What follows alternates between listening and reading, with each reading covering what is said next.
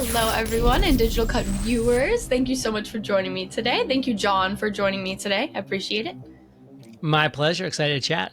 Beautiful, me as well. So, for those of you who don't know, and you probably do, but we're joined today by a man who has interviewed over 3,000, which is insane, of the most influential minds in business, someone who's helped more founders reach their first 100 customers than any business course on the planet. He took one bold idea, a daily conversation with the world's top performers, and turned it into a global podcasting empire that's inspired millions. He's the host of the iconic Entrepeneurs on Fire, the king of consistency, a world-class interviewer, and the benchmark for what relentless commitment truly looks like. He's lit up the mic for over a decade, and today he's here to ignite Fire Nation and friends from all over the world. Please welcome John Lee Dumas. Thank you so much for joining me today.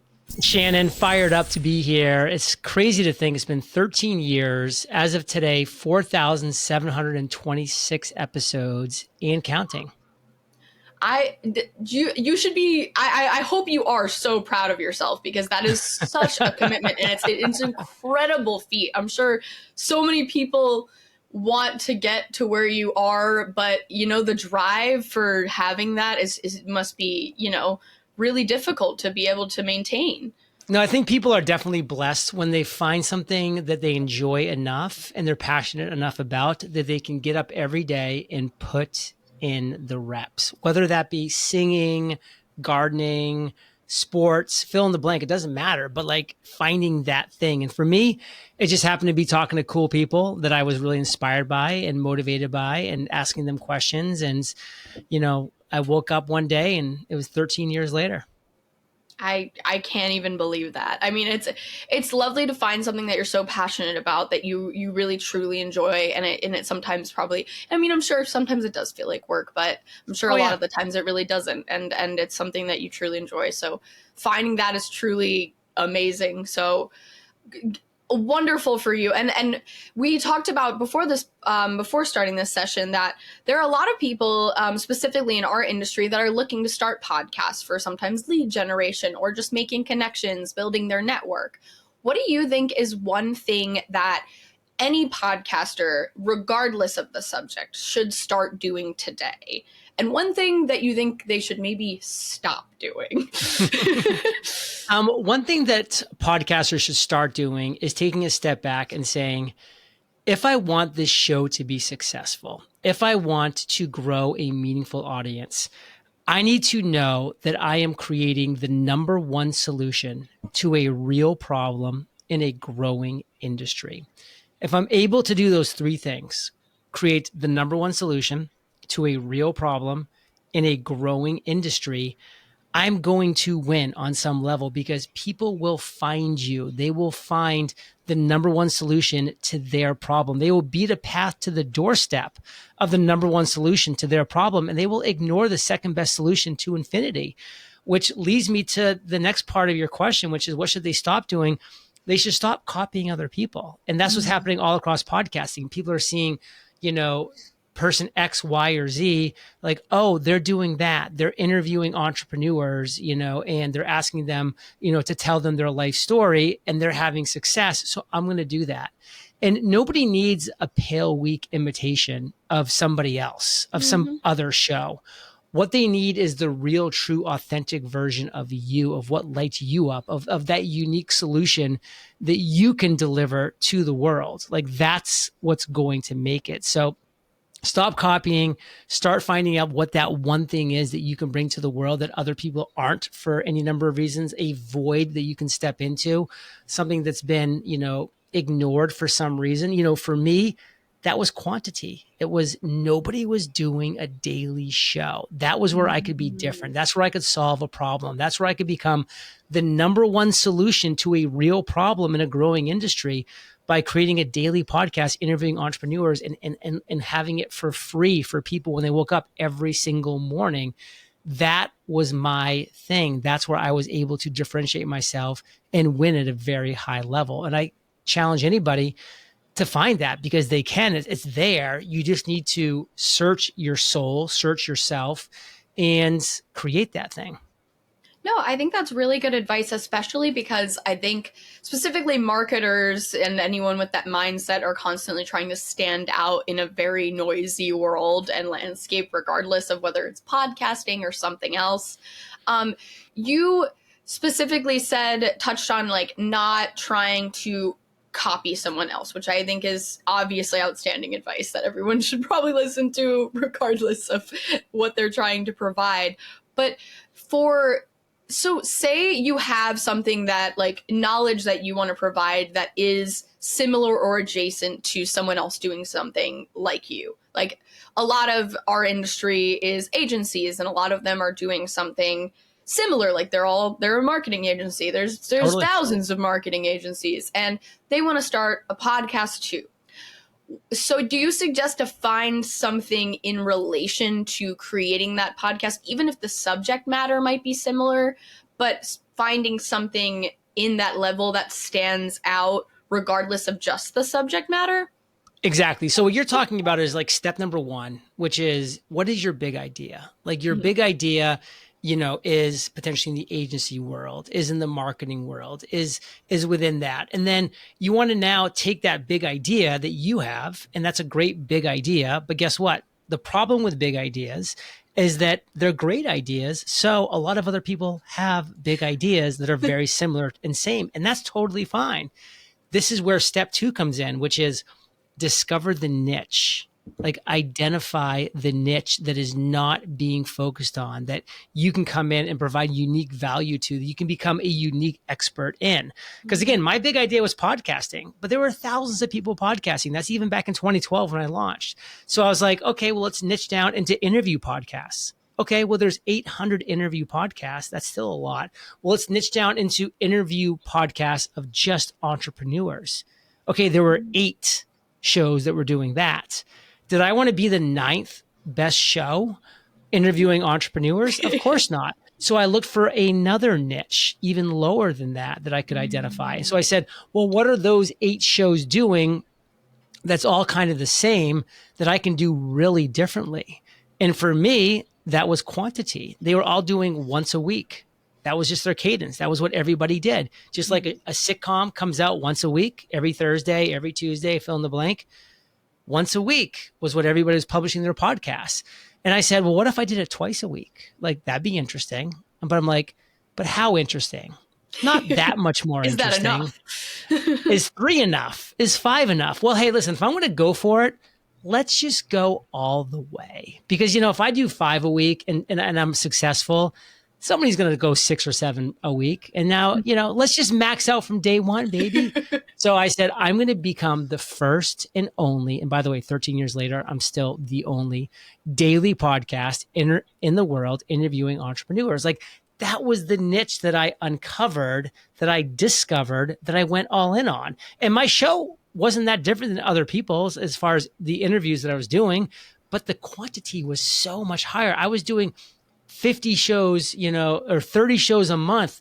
I was doing 365 per year to their 50. So like, it was just a quantity. And what was that doing, Shannon?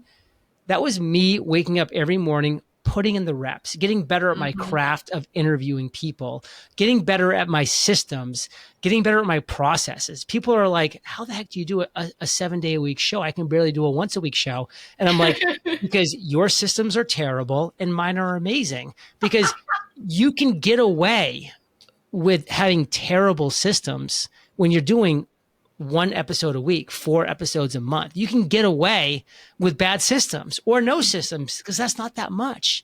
You will fail immediately if you don't have amazing systems trying to do a 7-day-a-week show. Do you think that like the morning news show, like on ABC, do you think they have terrible systems? Of course not. They're amazing systems because they're having to put on an incredibly detailed show every single morning, 7 days a week. So like I was forced to develop amazing systems. I was forced to develop amazing processes. Did I want to do it? No, nobody wants to do that per se, except maybe a couple. Planning out sucks. Yeah. But I had to. It was necessity. I was forced to by necessity. And I'm really grateful for it.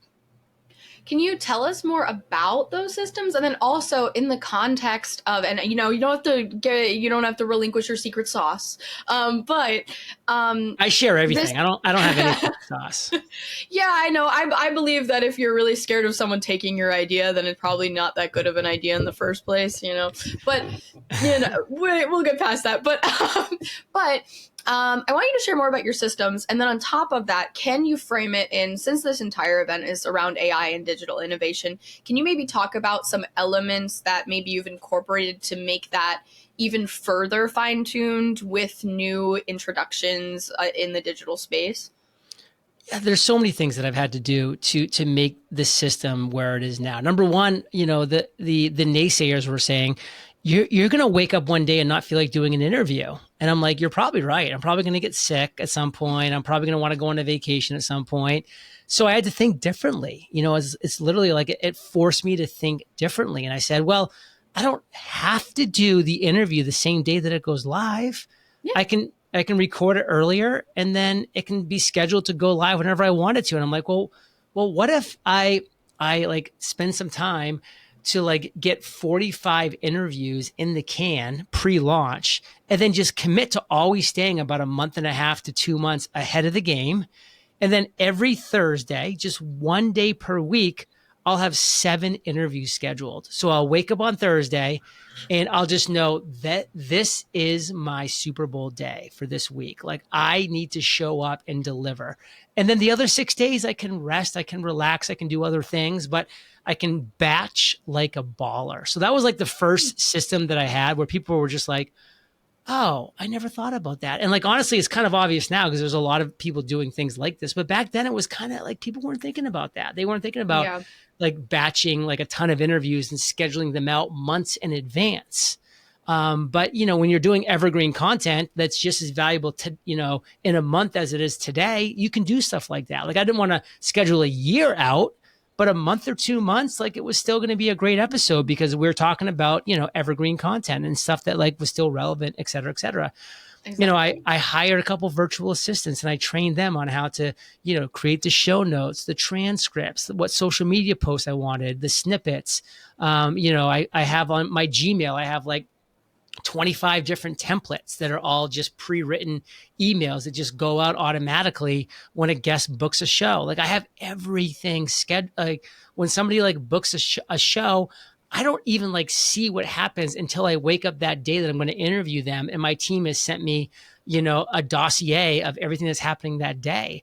But that didn't come in one day or 1 year. That came over a long time of just tweaking, adjusting, and figuring out what is the most streamlined and effective system and process that I can create to make my life as enjoyable as possible while still producing 365 quality episodes a year. Yeah, no, it's definitely an adjustment because at first you probably don't realize what's going to burn you out, or that's going to be, I think that especially if you're starting something yourself, you think that you can do everything because you start by doing everything yourself. And then you realize, oh, there's a lot of tedious things that I really don't want to do anymore. Right. And you just find those systems. But I think to what you're saying, when people don't find those systems, that's what doesn't maintain their momentum. That's what slows them down, even if they do enjoy doing something. And that's a really important note to be made. With AI being incorporated in podcasting now, I think that a lot of people are concerned about things getting too noisy. I want to know your opinion on this and how you maybe feel about it. Do you feel that AI gives more people the opportunity, maybe at like with less money or at like a smaller start than others, to be able, like, the opportunity to be able to showcase important information and work? Or do you feel that maybe the ease of being able to post things now is going to create worse content overall? So I think AI is going to be incredibly disruptive. It's going to disrupt so many things in our world. We don't even know what to begin to think about how that disruption is going to look, because it's going to happen fast and it's going to always be changing. So you just need to kind of, keep your eyes open, your finger on the pulse. And I think, podcasting is no different. It's going to be very much disrupted by AI. I mean, right now you can go to notebook.lm, you can upload a couple thousand words that you wrote or that you had ChatGPT write, and they'll create an amazing co-hosted podcast episode around that topic that sounds very natural, very flowy, and it's two AI voices doing it. And so now, instead of like having to like actually have skills and talent that like I've acquired the hard way over tens of thousands of hours of honing my craft, you can have some like 9-year-old, 15-year-old, 85-year-olds, 57-year-old, like huddling in their basement, over a computer, just typing a couple prompts to ChatGPT, copying and pasting into Notebook LM, and then having a podcast episode that they're publishing that's probably going to be pretty darn good, when that person could never flip on a video, turn on a microphone, and speak in a way that other people would want to listen to, just for various reasons, because that's not their skill set. And they have other skill sets that could be amazing, but that maybe is just not their skill set because they haven't taken the time to make that their skill set.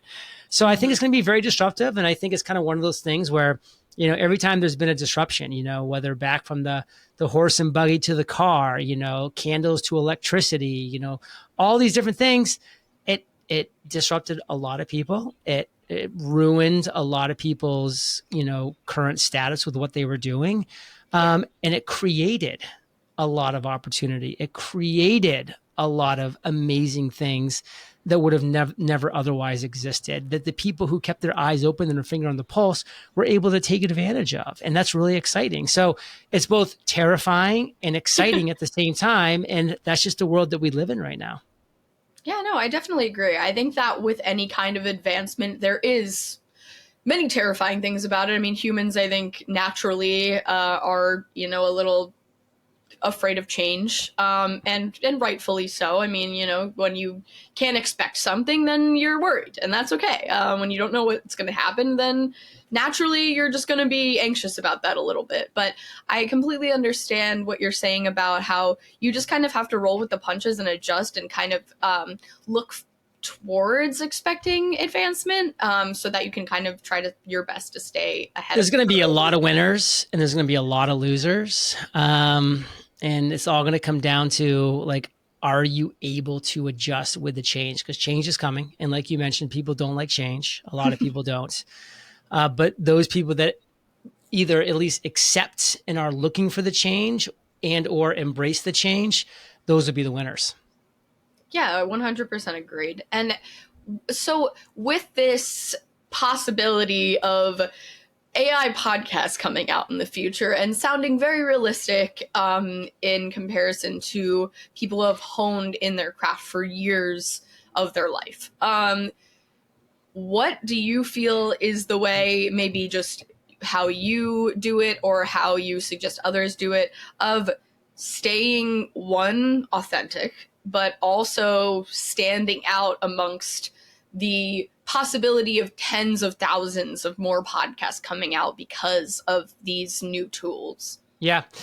Honestly, like I don't have the answer to that question this time because I don't know, because we're not living in that moment right now. And so I'm also one of those people who are just trying to keep their eyes open, trying to see what's coming and try to see how I can, stay ahead of it and integrate it into my business and life. I mean, I can't think of the song off the top of my head, but maybe you've heard it, but a 100% AI generated song is like now, one of the top 10 Billboard songs, in the world right now. And like I listened to that song, it was amazing. The voice was amazing. The words were amazing. Everything about it. I was like, this is a hit song, and had nothing, like a human did not create that. Like did not write the words, did not sing the song, did not create the instruments.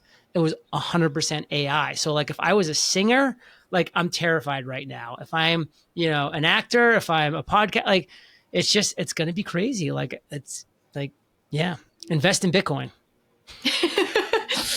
Yeah. I mean, I think that there's some if you're wary of something for too long, I think you're just going to be left behind. And that's kind of a bit unfortunate for people who want to stay in their certain lifestyle and whatever it may be. But at the same time, you have to understand that the world is changing around you. And especially if you're in a specific industry that is heavily using a specific tool or just service in general, you need to be able to learn how to use something like that. And this is not going away. So, no. And that's what this is all about. But you've said in the past, don't compare yourself to others, but compare yourself to who you were yesterday. Yes. How does that mindset apply when AI makes everyone appear superhuman or very polished now? Yeah, the quote, comparison is the thief of joy, I think is an incredibly apt and truthful quote.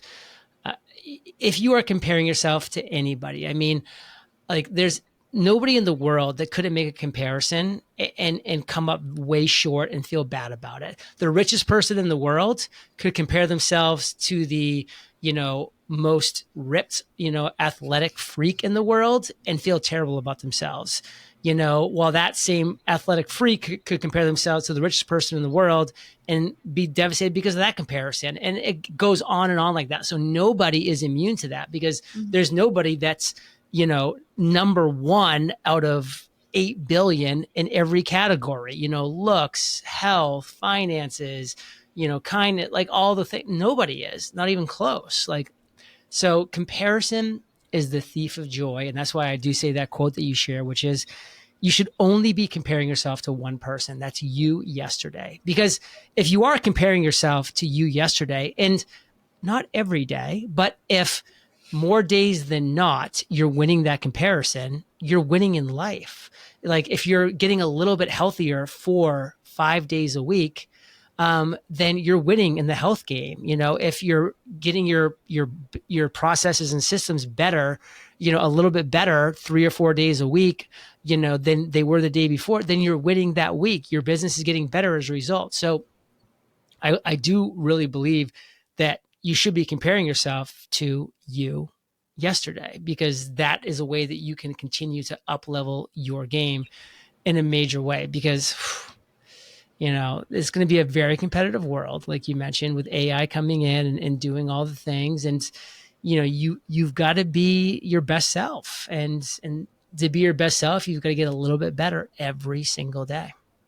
Yeah, I agree with that. I think that there is definitely always room for growth, but if you're holding yourself to that only for what your own goals are, I think that is something that is really valuable, rather than trying to be someone else.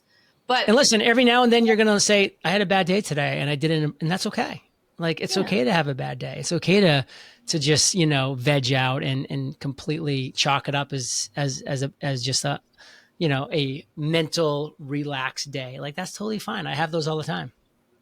Yeah, no. And even speaking of bad day, I mean, you've defined success as waking up and smiling, which I love because it's so wholesome. Because your day is your choice. But do you think that AI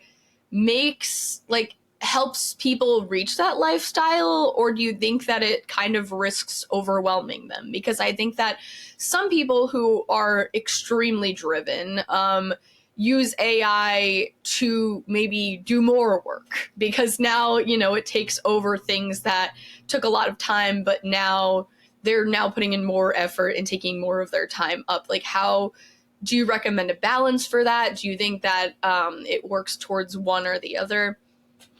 AI definitely improves my life as I'm sitting here talking to you now. I could be talking to you in 2 years and say, AI ruined my life. Like it trashed my podcast. Like I had to completely start over or whatever. Like, who knows what the future may bring? I don't know. But I know that right now I use the tools in front of me, the AI that I'm aware of, and I learn. I educate myself, and I utilize AI right now in a powerful way. It makes me a better writer. It makes me a better communicator. It saves me time in a lot of areas. It has me taking on tasks and ideas and opportunities that I never would have tackled before because I just didn't have the time or the bandwidth for, but now I can because of AI. So there's just a lot of things that AI is improving in my life right now, but I'm also very aware that there's a lot of ways that AI could negatively impact my life. It's not doing so right now, but it could definitely do so in the future. So I'm just keeping my eyes open. I'm seeing for ways to hold off that day as long as possible and maybe forever. Yeah, no, I mean, can you talk a little more about that, of what kind of things has it improved, that you think has been incredibly helpful, maybe even a game changer for someone else? And what are things that you purposely do not use it for right now because you think it wouldn't be beneficial? A lot of things are like answering my curiosities, like, just having questions about like what's, the best way, or like, here's an example. Like I was in Washington, DC speaking at an event last week, and I'm just like, oh, I'd love to walk around, but not aimlessly. And I don't feel like, Google searching and finding like, Mama Bear, walks, DC, and like trying to like read and see if there's any, like, is she like just trying to push me in this direction because she has an affiliate with this, and like not really knowing. So I just went to ChatGPT and I was just like, hey, I have 2 hours. I want to stop at a sandwich place along the way, create a 2 hour walking tour of the coolest sites in Washington, DC. I'm at this address right now. I want to end at this address in 2 hours. And I want to stay outside for the most part. And I love history.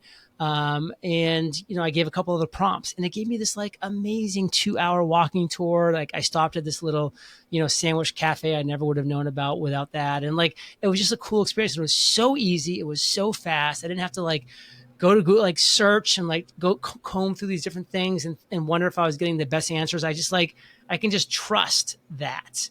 Or, like opening my fridge up and seeing like 5 food items and be like, chat, I have these 5 food items in my fridge.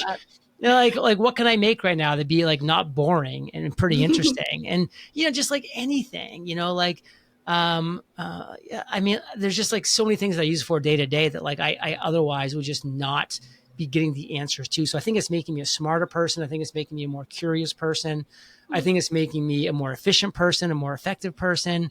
All these things, like I'm really like, like the other day I was just like, my son's 2 years old. I'm like, I wonder, how he's maybe doing compared to other like 2-year-olds. He just turned 2. So like when it comes to speaking, so like I just, went to ChatGPT. I was like, how can I find out how my son's doing with his speech level right now? And it prompted me like with 10 questions. I answered all 10 questions. Is he doing 2-syllable words, 3-syllable words? He blah, blah, blah. There's all these really crazy, cool questions I never would have thought of. Yeah. I answered all the questions. And then it literally came back with like, your son is in the top 10%, like it was like, came back with like all these things. I was like, oh, that's really cool to know that like he's on pace. He's not like far behind. He's not like some Einstein. He's just like, he's doing good. He's doing what, where he should be. And that was kind of like a cool thing to see. And I was like, well, that makes me think as well. Like, what about me intellectually? And then I was like, chat, like what's my IQ? And chat's like, well, I can create a standard 15 question format for you and you can answer them. And I did it and I got my results. And I'm like, oh, that's really interesting to know, like what my IQ is. Like, just interesting stuff like that. Yeah, no, I love the way in which you're using it is just to pique your curiosity and be able to kind of roll through certain things that are just aspects of your life that you think are fun to explore. And I think but also business wise too, though, like products and services, like I'm coming up with an idea for a product and I'm just like having conversation with chat about it. Like, give me some branding ideas. Like, what could this look like? Like, what would you recommend, knowing my personality of like how I would deliver this? And like, I'm getting all these great ideas. And a lot of them I'm like, yeah, I would have come up with that on my own. And some of that I'm like, I would have never come up with this on my own. And it's just like really fascinating. Yeah, no, I think it's almost like brainstorming with a friend. I think sometimes of being able to run with a friend who like really knows you and doesn't have like ulterior motives of, yes, which is interesting. And biases, for lack of better phrasing. I mean, in a way, like I think it's been proven that there are some biases that it kind of holds in certain senses. Right, but as it gets better, that's probably going to be taken away because people want no bias. So like the ones that are going to float to the top are going to be the ones that are proven to like not like as soon as like one comes out that's like proven to be like pushing you in one direction or people will stop using it because they don't want that. Exactly. Are there any things that you would suggest that people or yourself personally would not use it for? Like you think that maybe it would not further your curiosity or the motives that you have or goals that you have? Nothing off the top of my head. And that's kind of scary, to be honest. Yeah. No, I don't think that's wrong. I mean, like, I think that it might also not, you might just be like a certain type of person that maybe wouldn't use it in that way, or you don't see it in a way that would make it being used as like, I think people are worried about it being used as a crutch, so to speak, but in the way that you use it is. And like, I'm really scared for like my son's generation and beyond of like not ever doing any kind of self-critical thinking. Like for you and I, like we went through life where like we had to really sit down and think hard about things because it was like write essays without any help. I don't understand. That's how we came up with the answers. I mean, so critical thinking, and now like is because it's so easy, you're now relying on somebody else to do your thinking for you. And so you're no longer critical thinking. Does that mean we're going to start to like lose our independence as a species? Like, I don't know. Like there's some, like I said, I'm not hiding behind the fact that I think there's some scary things about AI for sure. And I think it's, something we gotta keep our eyes open around. Zoinks. Well, we'll get past that. I mean, but I understand. I have the same worries as you, and I think if everyone doesn't have a light worry of that, then maybe we're already too far gone. So good point. We will see. This I think would be this is kind of a curiosity question, a bit self-serving perhaps. What have you ever had ideas for a maybe like an underserved niche that you feel would be great to have a podcast for, that maybe like you just don't want to do because you love your own or you don't have the time or whatever it may be? I'm just like so curious about that. Yeah, like there's one idea that I always have had on the back burner that I've always welcomed anybody to do because I think it's a great idea. But like whenever I go to a city, and this kind of goes to my Washington, D.C. thing, I'm like, I would love to be able to download a podcast, put it into my ear. I already have the name for my show. It would be called Cities by Sound, where it would be a really cool individual, such as like myself, or whoever the host is, who would be introducing you to the city, giving you some history, and then literally walking you through the city with like music and with like sound effects and like just taking you kind of like through that city in like a really enjoyable way where it's on your own time. You can press the pause button when you want to. You can press the play button when you want to. You can kind of choose, like, do you want it to be like a history tour or an arts, or, do you want it to be for kids or for adults only, or a foodie tour, like whatever it might be. Like you could kind of have a bunch of those different walking tours available. And to me, it's just like such a no-brainer because like when I've traveled to these like great cities like Paris and London, like Rick Steves is a person that's actually, he's created some of these like through his app and stuff like that. And they're just so good. But like, there's like one and it's like 30 minutes long. And I'm like, there needs to be 6. They need to be 3 hours each. Like, and to me, it's like such a great idea that I would just love as a consumer. And honestly, I would enjoy doing it as a producer. I think that's really incredible because I also visit places and I am lost and scared. And I would love to have someone explain to me at least even history. Like there's like audio walking tours. We have I'm in Philadelphia and we have a penitentiary in which you can take an audio walking tour through, and I think it's the coolest thing ever. So and cool. I'm pretty sure Steve Buscemi narrates it. Oh wow! Yeah. And then there's one in San Francisco. The big island jail out there. I probably know the name of it at some point in my life. It's the most famous jail. It's that jail. We should probably ask ChatGPT right now. ChatGPT, what's the jail? What's the jail in San Francisco that's an island? The federal prison on Alcatraz Island. Alcatraz. Oh, duh. Obviously, Yeah. it was right there. Everybody that's watching this was screaming Alcatraz for the past 20 seconds. But so yeah, Alcatraz has an amazing walking tour where like you like look up to where they cut the hole in to escape. It was like incredible. So cool. Yeah, I think James Earl Jones narrates that one. Like, I love that they good. just have like random, really famous people. Yeah, narrating. Do you want to narrate the Alcatraz prison break? Hell yeah. Yeah. So we've talked a lot about the podcast process for this session, but one thing I want to kind of touch on, and I think a lot of people ignore, is the audience. I mean, a lot of people create podcasts to be somewhat self-serving or create something that they really enjoy, and that's also great, but obviously listeners are really important too. What is one thing that you believe podcasters should be asking their audience, or at least paying attention to, that they might not be? What is your biggest struggle right now? Because when you start to learn what your audience's biggest struggle is, what their biggest obstacles or biggest challenges are, then you can sit back and decide what solutions you want to provide to those struggles in the form of a product or a service or coaching or a mastermind or a SaaS product or an event or fill in the blank.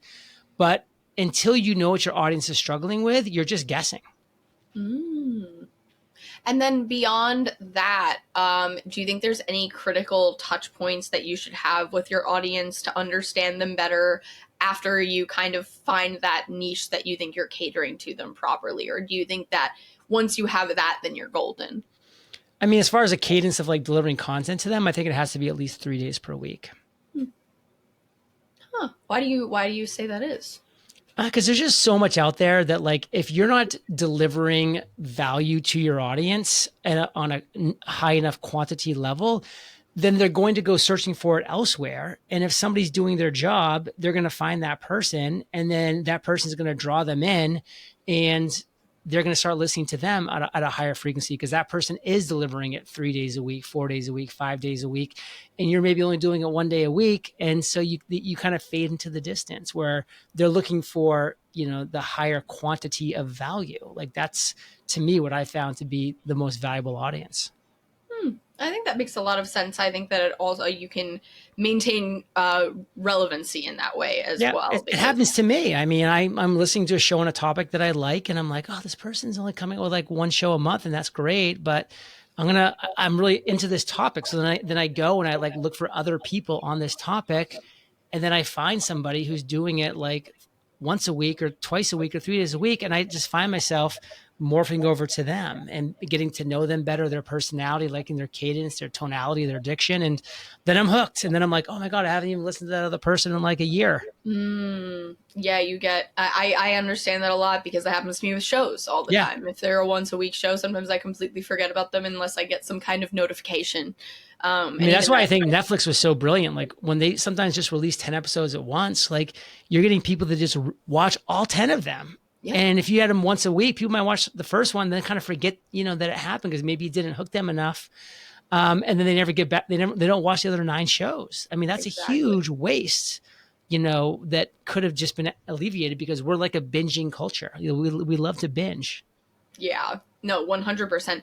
Would you then say that frequency is one of the biggest, like one of the things that you hold of most importance for podcasting? Absolutely.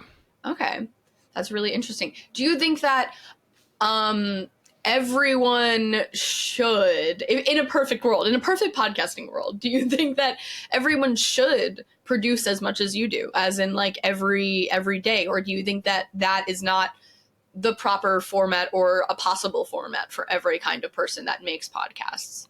I think 3 days a week is a great cadence. That would be what I'd say is a minimum. And then once you're there and you're comfortable and you've got your systems and your processes down, and you're like, I actually have bandwidth to maybe add a 4th, I would do that. And then add a 5th. But I would stay wherever you're comfortable at. If it's 3, it's 3. If it's 5, it's 5. If it's 7, it's 7. I have 2 shows that I do 7 days a week. And it works for you. It works for me. No, I think it's a great suggestion to have a starting point, because then you can see if you can do that, or it, you know, is just close enough that you're like, this is maybe almost too much, but I'm able to do this. Then you can stay at 3, but then you can kind of move from there. But And by the way, like a 3-minute show is great. If you're able to deliver one piece of amazing value, that's awesome. A 1-minute show is great. A 7-minute show is great. It doesn't have to be an hour, 2 hours, 3 hours. You know, my podcasts are 17 to 23 minutes. Like, I keep it tight. Exactly. Yeah, I think that when people think of podcasts, they think of a certain level of like a time frame in which is regular, if that makes sense. And I don't know if that's really what people should be going after, specifically with attention spans now. I think that that's not necessarily an hour-long episode for something.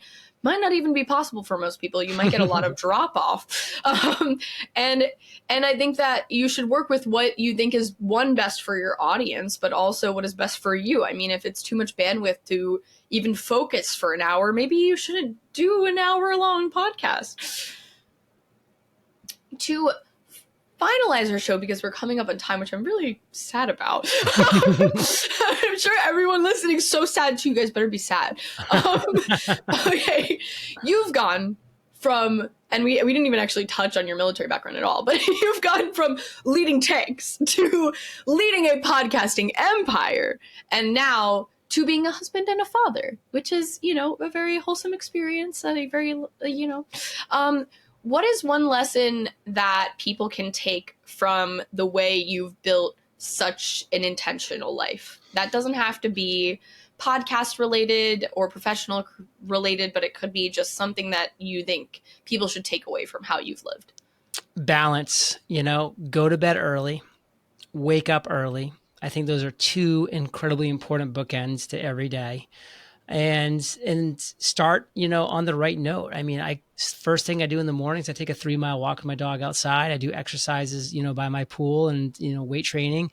And then, you know, I'm right off to it. I have like my first hour and a half of the day is very intentionally work focused. Then I get an hour with my son, and then I'm back into work.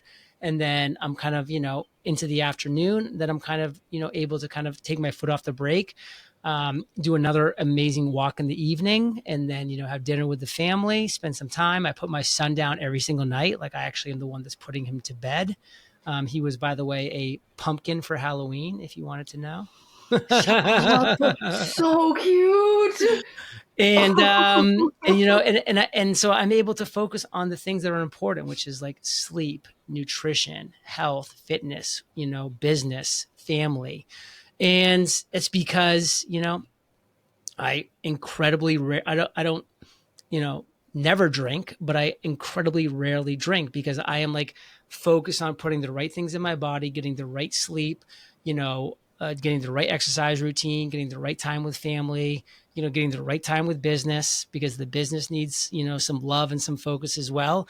But it's all balance. So that kind of comes back to what I was sharing right at the beginning, which is the balance. It's like I've created a schedule that I stick to that's balanced. You know, I don't have an unaccounted for hour of any day. And by the way, one of those hours can sometimes be eat lunch and watch Netflix. And I'm doing that for a full hour, but like, it's scheduled in. So it doesn't become 2 hours or 3 hours. It's 1 hour. And then I'm back to my business, or back to hanging out with my son, or whoever it might be.